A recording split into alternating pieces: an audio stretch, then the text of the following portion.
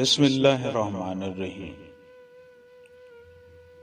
ایک نوجوان اپنی زندگی کے معاملات سے کافی پریشان تھا۔ ایک روز ایک درویش سے ملاقات ہو گئی تو اپنا حال احوال سنایا۔ کہنے لگا کہ بہت پریشان ہوں، یہ دکھ اور پریشانیاں اب میری برداشت سے باہر ہیں۔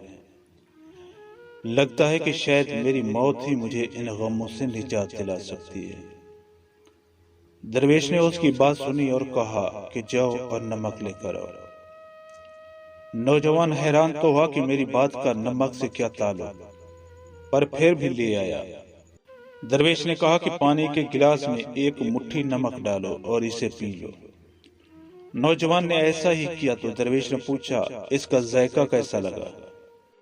نوجوان تھوکتے ہوئے بولا کہ بہت ہی خراب، ایک دم کھارا۔ درویش مسکراتے ہوئے بولا کہ اب ایک مٹھی نمک لے کر میرے ساتھ اور سامنے والے جھیل تک چلو۔ صاف پانی سے بنی اس جھیل کے سامنے پہنچ کر درویش نے کہا چلو اب اس مٹھی بھر نمک کو پانی میں ڈال دو اور پھر اس جھیل کا پانی پیو۔ نوجوان پینے لگا تو درویش نے پوچھا کہ بتاؤ اس کا ذائقہ کیسا ہے، کیا اب بھی تمہیں یہ کھارا لگ رہا ہے؟ نوجوان بولا کہ نہیں، یہ تو میٹھا ہے، بہت اچھا ہے۔ درویش نوجوان کے پاس بیٹھ گیا اور اس کا ہاتھ تھامتے ہوئے بولا ہمارے دکھ بھی بالکل اسی نمک کی طرح ہے، جتنا نمک گلاس میں ڈالا تھا اتنا ہی جھیل میں ڈالا ہے، مگر گلاس کا پانی کڑوا ہو گیا اور جھیل کے پانی کو مٹھی بھر نمک سے کوئی فرق نہیں پڑا۔